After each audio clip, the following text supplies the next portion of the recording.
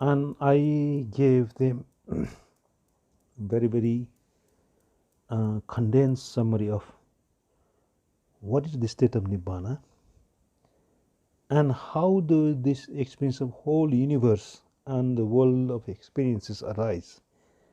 And I picked out one very good image from the internet. That image from the internet is showing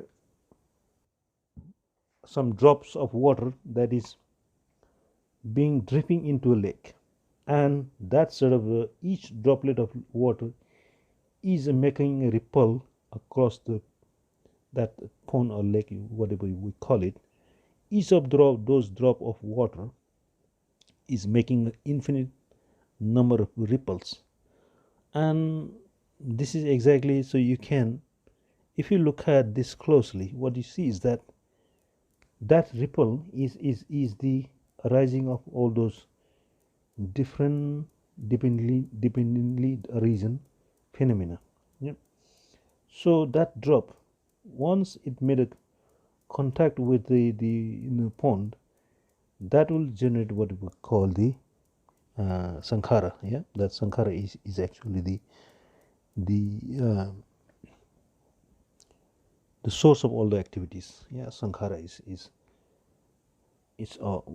source of karmas. It's basically it's the kind of seed of karma. Yeah, that will generate all that sort of activities by means of body, speech, and mind. And those activities will turn into consciousness. That will trigger those sort of consciousness into the six sense doors, and that consciousness into the six sense doors are uh, again they will ripple into the what is called the namarupa, and namarupa is actually it is the contact, feeling, perception, intention, and attention. Those are nama of the namarupa, and rupa is the four great elements.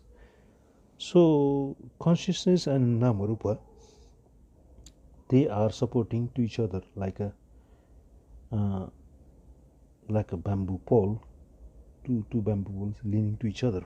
So, and what we see is that actually praticca samutpada means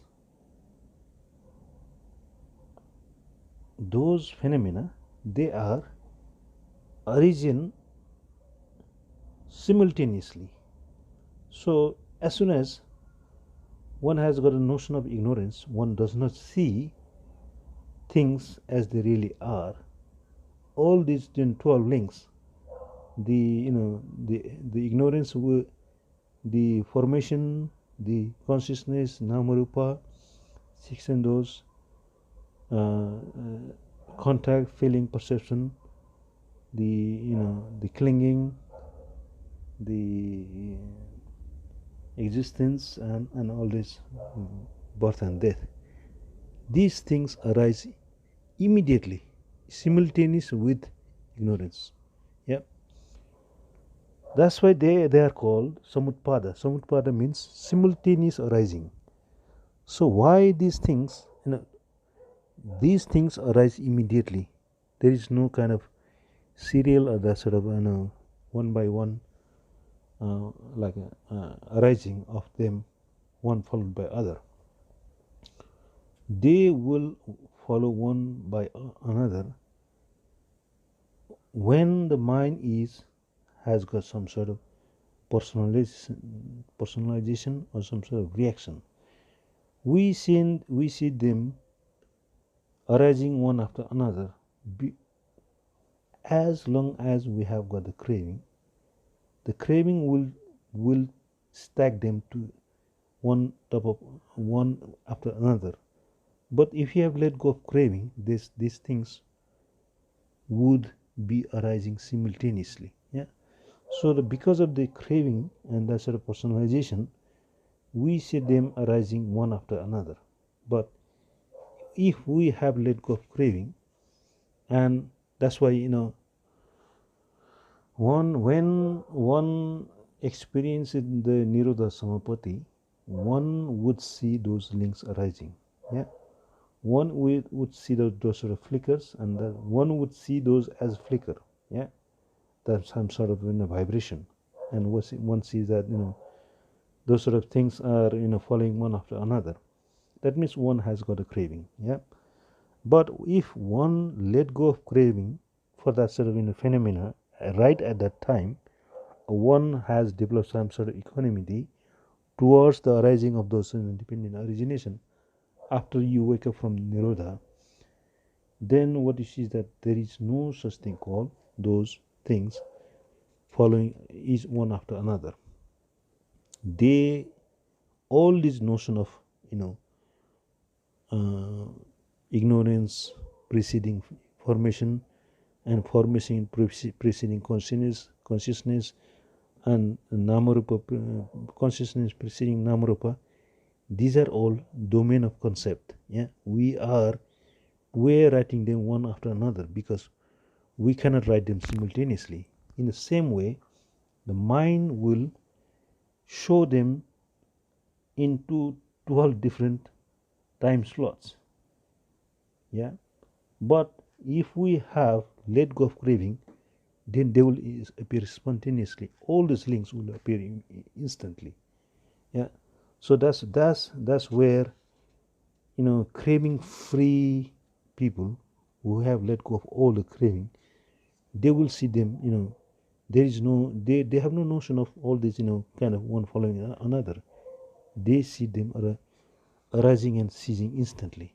So that sort of praticca samutpada is a very very deep topic, and that's how I see this effect, ripple effect of the pond is a very good example of how we see those sort of phenomena in our perception, in our awareness, and the reality is praticca samutpada. All these links, they have got a nature of arising simultaneously. Yeah. So they are dependent on each other. Like you have got a like a let's say you have got uh, a house made of 12 cards. Yeah, all these 12 cards are supporting that house, and those 12 cards, each of those cards have got equal part in that making that house. Yeah, in the same way those 12 links of dependent origination have got equal part in making the sort of reality of dependently arisen phenomena. Yeah. So we should take them as not as a chain, but as a kind of a house made of cards. Yeah, where all these 12 links are supporting each other to make a very fragile house.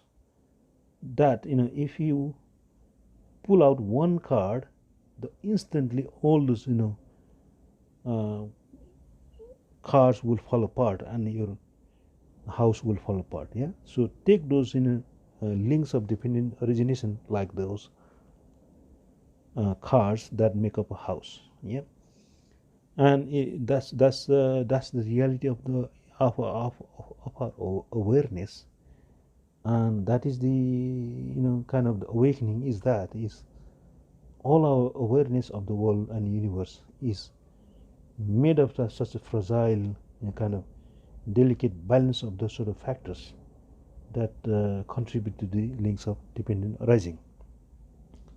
So I did not spend much time to explain this, but I showed them that sort of ripple effect of a pond being hit by some sort of droplet of waters and how those ripples arise, and one ripple touches the another ripple and another ripple, and the whole the lake or the pond will be in a state of oscillation and a vibration, and that is that oscillation and that vibration is the world, is the universe, and that the state of all that sort of oscillation and the ripples being disappeared, and the pond being in the perfect equilibrium or in perfect stillness is the state of Nibbana.